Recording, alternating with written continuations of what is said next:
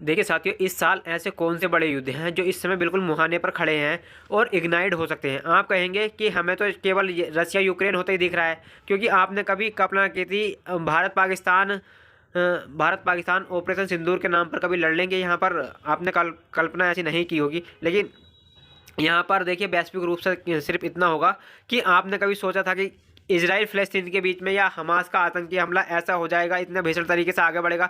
तो क्या कौन से नए ऐसे युद्ध वॉर फ्रंट के रूप में खुल सकते हैं आज के सेशन में साथियों, उनका जिक्र करेंगे। क्योंकि विश्व में यहाँ पर जिस तरीके से इंटॉलरेंस बढ़ रहा है, माना जा रहा है कि वर्ष 2026 में 2026 युद्ध वाला साल रहेगा, माना जा रहा है। ये भविष्यवाणी की बात है, एस्ट्रोलॉजी करने लगे हैं जी नहीं कि जब देखिए चर्चाओं में जब युद्ध होते हैं तो जिस तरीके का माहौल निकल कर आता है या फिलहाल इंटेंस माहौल है, वही जाकर के अपने युद्ध में बदलता है। उदाहरण के लिए यहाँ पर आप चीन ताइवान को उठाकर देख लीजिए। इस साल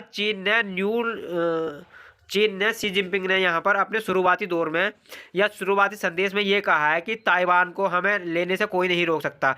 तो भैया जब तुम इतना जिम्मेदारी से ये बात बोल रहे हो तो ताइवान अब हमारा होकर ही रहेगा, तो इसका मतलब ये बयानबाजी आगे जाकर तो युद्ध में बदलेगी। आज अगर भारत ये कहता है कि पीओके भारत का होगा, इसका मतलब कि हमारे उद्देश्य में है ना। कभी तो हमने ये भी बोला था कि कश्मीर से 370 हटेगा, कभी हमने ये भी बोला था कि पाकिस्तान के अंदर आतंकवाद खत्म होगा। ये सब काम करने के नाम पर ही तो हमने ऑपरेशन सिंदूर के नाम पर उनको, पाकिस्तान को मारा था। अब देखिए साथियों, पीओके की बारी है यहाँ पर।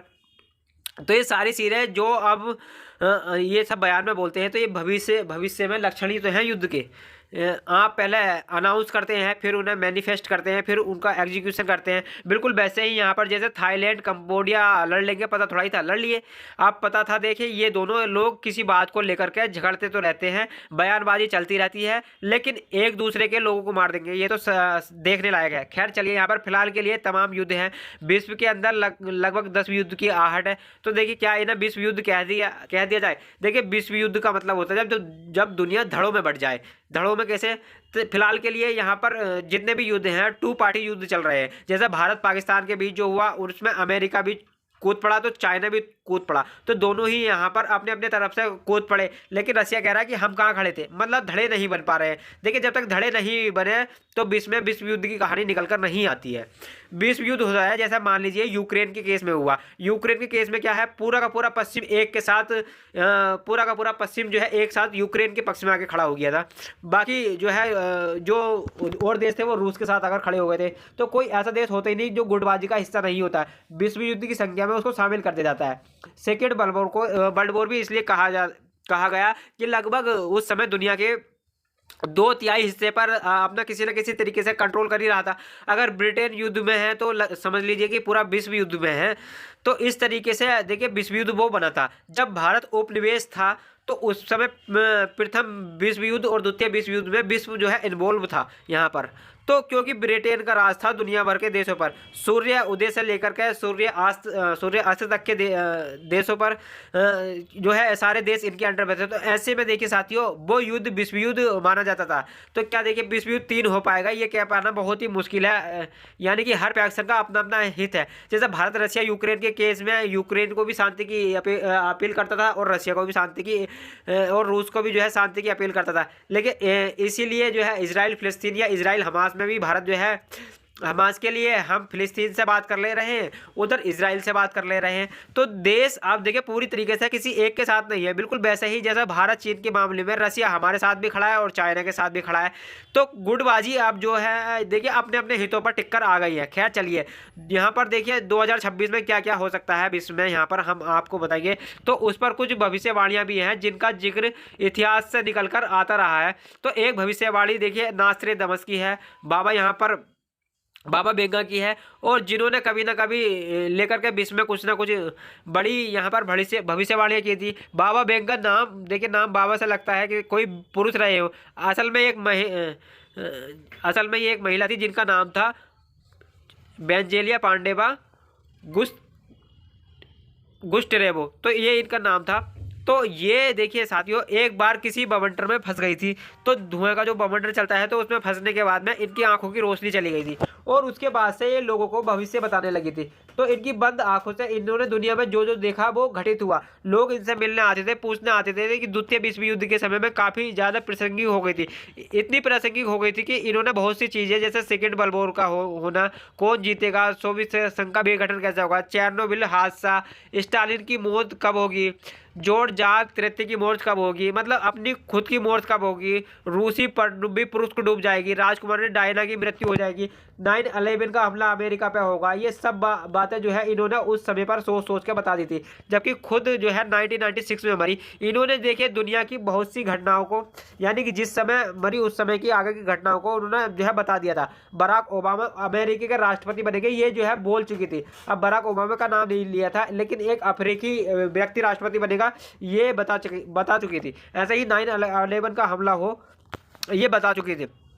तो बाबा बेंगो की भी टिप्पणियाँ देखिए, ये जो है एक महिला थी यहाँ पर बाबा बेंगो के नाम से जानी जाती थी। तो उनकी टिप्पणियाँ भी 2026 को लेकर के कुछ ऐसी ही हैं कि लोगों को अंदर के अंदर आर्थिक मंदी आएगी, लोग झगड़ेंगे, पूरा में बहुत बड़ा युद्ध होगा। लेकिन हमें जो दिखाई दे रहा है 2026 में, तो उसमें उनकी भविष्यवाणियों में अलग जो समझ पा रहा हूँ यहाँ पर वो ये कि 2026 में यहाँ पर चूंकि AI का दौर आ रहा है, संसाधनों का संकेंद्रीकरण होने लगेगा, पावरफुल लोग और पावरफुल होंगे, क्योंकि अल्टीमेटली अमेरिका में जिस तरीके से टेक्नोलॉजी तेज़ी से इंक्रीज होती जा रही है और टेक्नोलॉजी में AI से देखिए यहाँ पर नया छलांग लगा दिया है।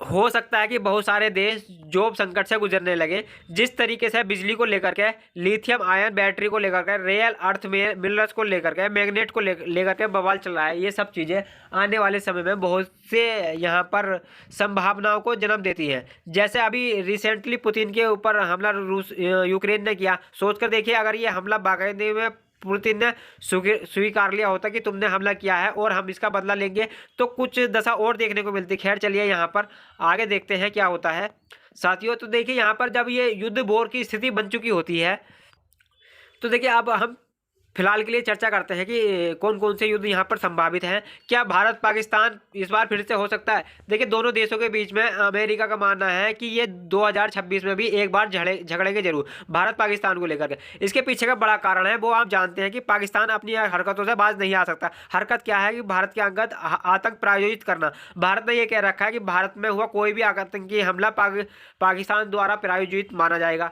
यहाँ पर। लेकिन जैसे यहाँ पर भारत ने अभी जब भारत के अंदर लाल किले पर जो हुआ था बम ब्लास्ट,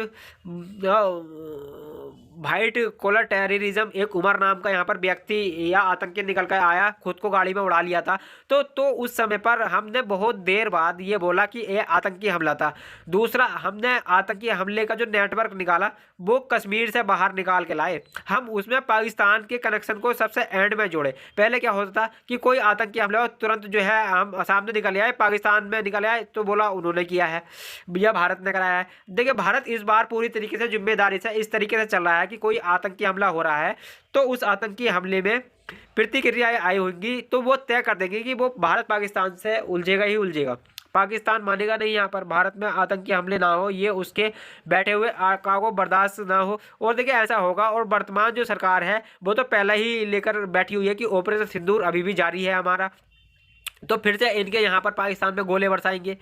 तो भारत पाकिस्तान तो फिर एक बार 2026 में फिर एक बार होगा। ये तो कन्फ्लिक्ट है जिसे दुनिया देखना चाहती है और अमेरिका का यहाँ पर खुद मानना है कि एक बार हमला होगा और हम सबकी तैयारी उस लेवल पर चल रही है कि हाँ ऐसा होगा। और देखिए दूसरा क्या होगा, तो अफगानिस्तान और पाकिस्तान आपस में फिर लड़ेंगे। क्यों लड़ेंगे? क्योंकि कहीं ना कहीं पाकिस्तान अमेरिका को बगराम एयरबेस के लिए खुश करना चाहता है कि देखो तालिबान पर हमें दबाव बना दिया है। पाकिस्तान कुछ इस तरीके का अमेरिकी अटेंशन मिला है, अभी वो 2-3 साल और रह सकता है।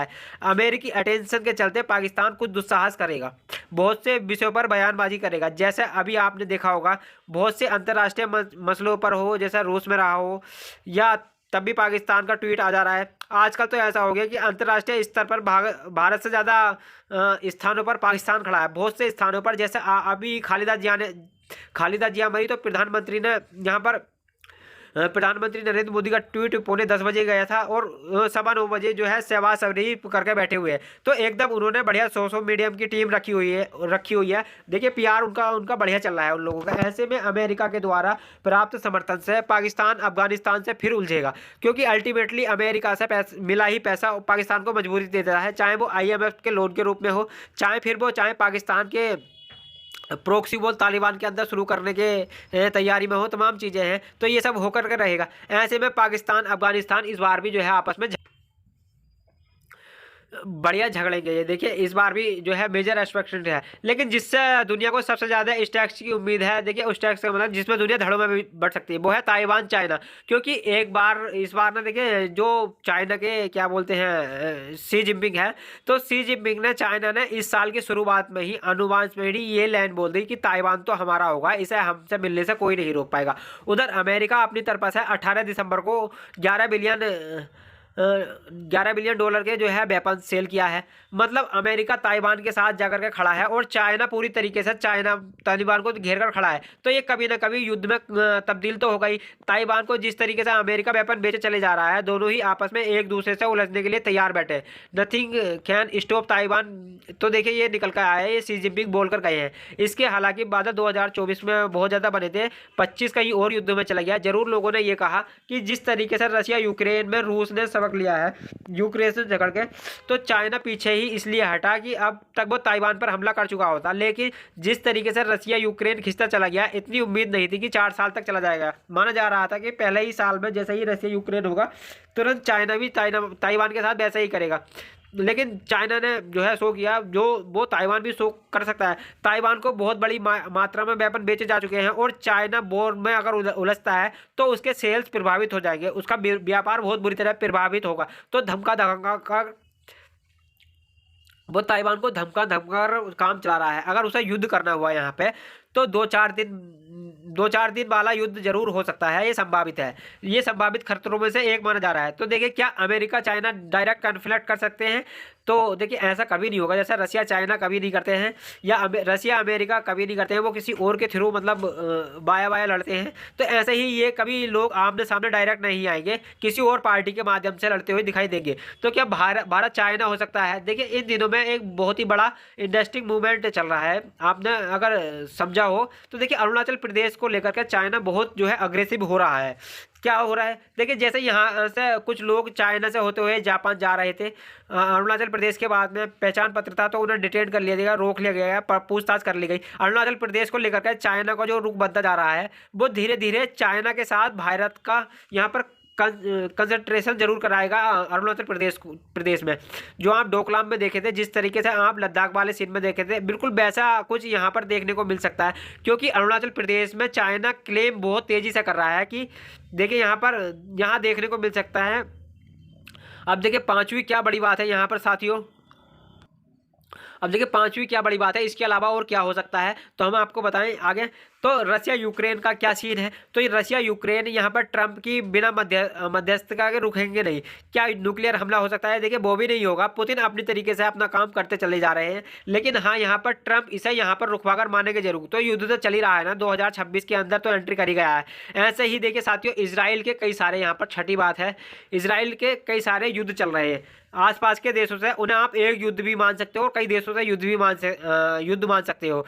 इजराइल ने यहाँ पर क्या बोलते हैं, Israel Hamas, Israel Yemen, Israel Iran, Israel Saudi, ये इजराइल लेबनान, ये तो इजराइल के साथ होने वाले युद्ध है जिनको वो 57 फ्रंट वॉर कहता है। अभी इजराइल ने एक नया फ्रंट डिक्लेयर किया है, उसको लेकर डेथ टर्की को लेकर, जिसको लेकर साइप्रस और ग्रीस के यहाँ पर गठजोड़ बनाया है। मतलब अब तक जो फ्रंट खुले थे इजराइल के लिए, अब एक नया फ्रंट ऐड हो गया है। ये बात आप लोगों को ध्यान रखने वाली है। क्या इजराइल और ईरान वापस से हो सकता है? तो देखिए ये नहीं भी हो, ये हो भी सो, ये पूरे टाइम जो है ऑफिस है आपस में झगड़ने के लिए बैठे रहते हैं। लेकिन हाँ यहाँ पर मैं हमास को वॉयलेशन को करने पर किसी भी प्रकार से इजराइल फिर से जो है हमास से उलझेगा। अभी जो है यहाँ पर देखिए जो है नेतन्याहू है फिर से मिलने ट्रम्प से मिल से नेतन्याहू गए थे। नेतन्याहू को 2 महीने का यहाँ पर अल्टीमेटम दिया गया है, 2 महीने का टाइम और दिया गया है कि हमास अपने हथियार छोड़ देगा। अगर देखिए ऐसा नहीं होता है तो फिर से कुछ देखने को मिलेगा, लेकिन हाँ ये जरूर है कि इसराइल का तुर्की के साथ बवाल देखने को मिल सकता है इनडायरेक्टली, क्योंकि इस बात को लेकर के पहले भी खूब सारी बयानबाजियाँ होती रही है इसराइल तुर्की को लेकर। इसराइल तुर्की को मैं क्यों बोल रहा हूँ, क्योंकि तुर्की ने यहाँ पर हमास के समर्थन में, इसराइल के समर्थन में काफ़ी लड़ाई लड़ी है। ऐसी ही लड़ाइयाँ लड़ी है कि इनके विमान अब तुर्की के ऊपर से उड़ नहीं सकते हैं। इसराइलियों के ट्रेड पूरी तरीके से ऑफ कर दिया है। ये सारी चीज़ें अब ओपनली निकल कर आ रही हैं कि इसराइल, साइप्रस और ग्रीस मिलकर के तुर्की के खिलाफ संगठन फोर्स बना रहे हैं। ये हमने आपको जो है अपने सेशंस में भी बताया था। तो इसराइल का अब हमास से झगड़ा होता है, तो ऐसे में जो कई तरीके से हमले होते थे, जैसे यमन से हमला हुआ है या इसराइल से या ईरान से हमला हुआ इसराइल के ऊपर, तो लेबनान से हमला हुआ है, सीरिया से हुआ है, तो अब हो सकता है वो कि तुर्की की तरफ से भी फाइट्स खुले। तो देखिए अब अगर वहाँ से भी खुलती है तो आपको एक नया बोर्ड देखने को मिलेगा। इस बीच में आप लोग कुछ पूछ सकते हैं कि साहब ये थाईलैंड, कंबोडिया जैसे देश हैं, ये चलते आ ही रहे हैं तो छोटे मोटे युद्ध तो चलते रहेंगे। लेकिन हाँ ये युद्धों की बड़ी वो है दुनिया में। देखिए साथियों, दुनिया में यहाँ पर एक युद्ध से सबसे ज़्यादा बड़ी अपेक्षा की जा रही है, जैसे बड़ी अपेक्षा युद्ध की मोहताज है जिनका असर व्यापक होता है। व्यापक असर में वेनेजुएला और अमेरिका का युद्ध सबसे व्यापक असर युद्ध माना जा रहा है। ऐसा मैं देखिए क्यों बोल रहा हूँ, क्योंकि वेनेजुएला के साथ में रशिया का कमिटमेंट जुड़ा हुआ है। अब रसिया का अगर तुम्हारे साथ कुछ भी होता है तो हम तुम्हारे साथ खड़े हैं, इसका इम्पैक्ट देखने को मिल सकता है। यही सबसे बड़ी जो है फिलहाल सबसे स्ट्रॉन्ग वायलेशन देखने युद्ध की बात जो है होगी। जिस तरीके की इंटेंसिटी यहाँ पर रसिया यूक्रेन की है, वैसे वेनेजुएला और अमेरिका में देखने को मिल सकती है। 2026 के अंदर ये संभावित युद्ध हैं। बाकी आपको क्या लगता है इनमें सबसे ज़्यादा साथियों अगर प्रायोरिटाइज करना हो तो सबसे ऊपर किस युद्ध को रखेंगे कि ये तो होकर ही रहेगा, रसिया यूक्रेन ये तो चल ही रहा है। अब देखिए आप अपनी तरफ से किसे मानते हैं, और तो और भारत पाकिस्तान का युद्ध होगा या नहीं, इसे लेकर के आप क्या सोचते हैं। आप देखिए ऑपरेशन सिंदूर का फिर से सेकेंड वर्जन आएगा या नहीं, ये जरूर अपना कमेंट में जवाब जरूर दीजिएगा। फिलहाल के लिए इतना ही साथियों, और चैनल पर देखिए नए हो तो चैनल को जो है सब्सक्राइब जरूर कर लें साथियों। और देखिए हम तो जो है शांति की अपेक्षा करते हैं और अनुमान लगाते हैं कि दुनिया में वैश्विक स्थिति की जो है शांति होगी। आप निरंतर ग्रोथ करते रहें 2026 में, ये हमारे लिए, ये हमारी जो है आपके लिए शुभकामनाएं। और हाँ देखिए साथियों, अगर आप जो है आपकी क्या राय है इस विषय में, अपनी राय जो है कमेंट बॉक्स में ज़रूर बताइएगा। और चैनल पर नए हो तो चैनल को जो है सब्सक्राइब जरूर कर लिएगा। और ये वीडियो पसंद आई हो तो अपने साथियों से ज़रूर इसको साझा करें। आज का सेशन करते हैं हम यहीं पर समाप्त। जैसे कहते हैं कि अपना ख्याल रखें, बड़ों को सम्मान करें, छोटों को प्यार दें और अपना व्यक्तित्व इस प्रकार से विकसित करें कि महिलाएं आपके साथ सुरक्षित और सम्मानित महसूस करें। धन्यवाद साथियों।